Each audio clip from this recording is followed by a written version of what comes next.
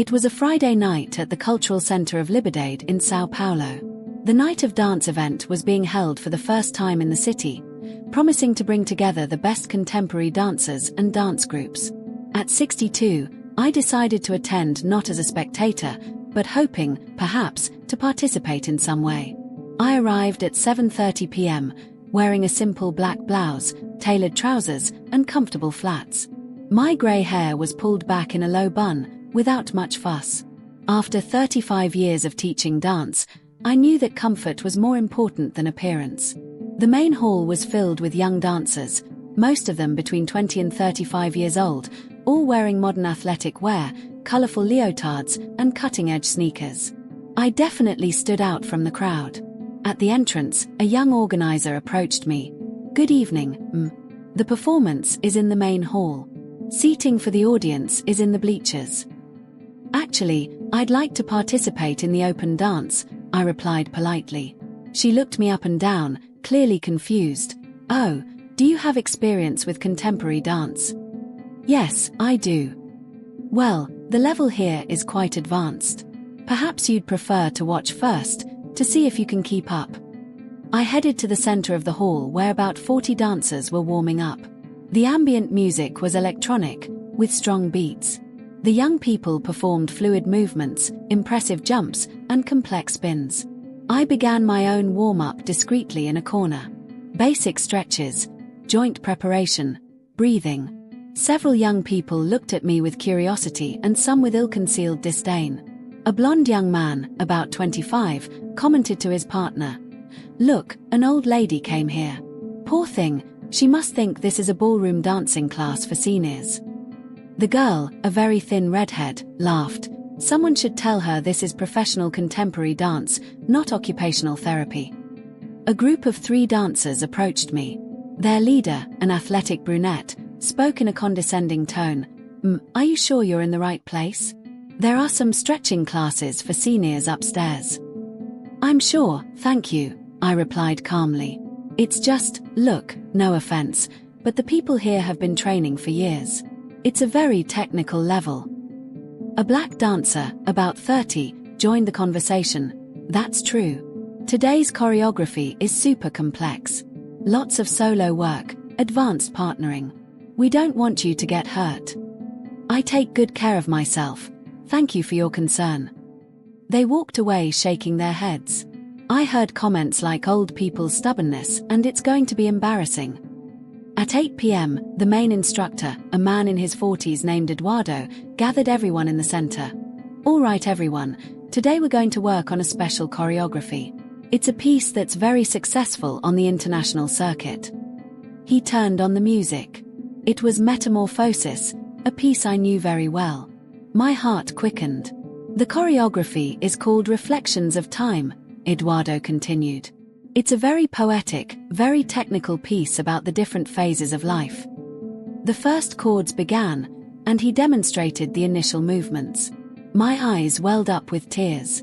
They were the exact same movements I had created. "Let's start with this sequence," he said, showing a specific combination of arm movements that represented birth. Everyone tried to copy him, with varying degrees of difficulty. Eduardo repeated several times, "It's like this, see? The movement has to flow as if it's life's first breath." I knew every nuance, every intention, every transition. I had created that choreography 3 years ago, inspired by my own life journey. "Now comes the youth section," Eduardo continued. "More explosive, more rebellious movements." It was the sequence that represented my years as a young dancer, when I faced prejudice to pursue my passion. The blonde young man who had mocked me was struggling. "Professor, I can't do this transition. It feels like something's missing."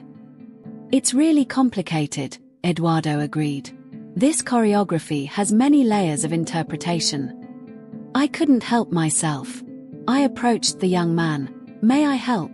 In this part, you need to imagine you're fighting against invisible chains." He looked at me in surprise. "What do you mean?" "The movement represents youth's resistance against the limitations imposed by society. Watch." I executed the sequence perfectly, with all the interpretation and technique.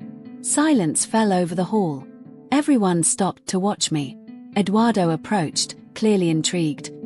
How do you know this choreography so well? I created it, I replied simply.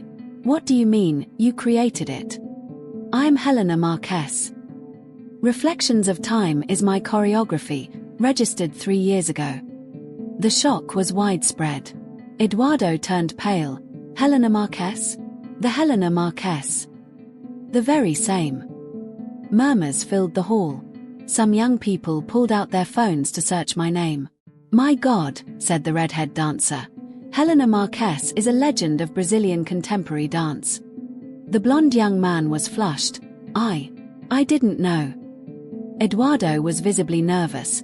Professor Helena, I use your choreographies in my classes. I had no idea it was you. It's all right, Eduardo. You're performing the piece well. But how, where did you get the choreography? He asked, confused.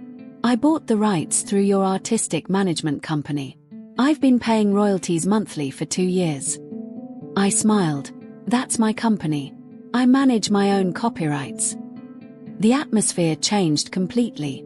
The same young people who had ignored me were now gathered around me. Professor Helena, said the black dancer, may I ask a question? How did you create the maturity sequence? It's so intense.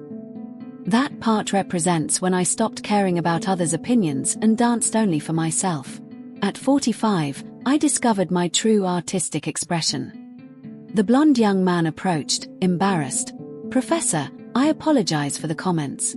I didn't know you were someone who deserves respect regardless of who they are. I finished gently. He lowered his head. Yeah, sorry. Eduardo took the microphone. Everyone, we have an immense honor. Helena Marquez is here with us. For those who don't know, she is one of Brazil's greatest choreographers, with over 50 original pieces and international awards. Applause echoed through the hall. Professor Helena, Eduardo continued, would you like to teach us your own choreography? With pleasure. For the next 2 hours, I taught every movement, every intention, every story behind Reflections of Time. The young dancers were attentive and respectful, asking intelligent questions about technique and interpretation. The old age sequence, I explained, is not about physical limitations, but about accumulated wisdom. See how the movements become slower but deeper. I performed the final part of the choreography, which represented acceptance and peace with one's own life cycle. It was the most technically difficult part, but also the most moving. When I finished, the silence lasted a few seconds before applause erupted. It's impossible to dance like that, said a young woman. How do you achieve such expression? That's 35 years of experience, my dear. And every wrinkle on my face represents a story that transforms into movement. At the end of the night, as we said goodbye, the blonde young man sought me out. Professor Helena, I learned a very important lesson today. I will never again judge someone by their appearance or age. That's good, dear. Remember, true dance has no age. It has soul. Eduardo walked me to the exit. Professor, may I make an invitation? Would you like to give regular workshops here at the Cultural Center? I accept, as long as it's open to all ages. Dance shouldn't have an age limit. Perfect. And Professor, thank you for reminding me that experience is worth more than appearance. 3 months later, my Dance Without Borders workshops were always fully booked.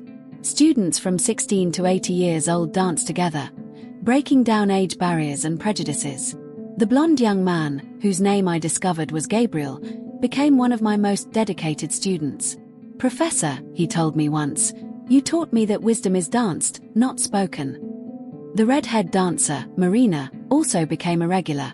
Professor Helena, I want to learn to have your stage presence at 62. Stage presence, my dear, is built by living authentically every day of your life. Today, when I arrive at dance events, I'm greeted with respect and affection. But the most important thing is that I've learned to appreciate my journey even more. Every year lived isn't a limitation, it's repertoire for the dance of life. And I continue to create new choreographies, proving that creativity doesn't age. In fact, it matures, like a good wine, becoming richer and more complex with time.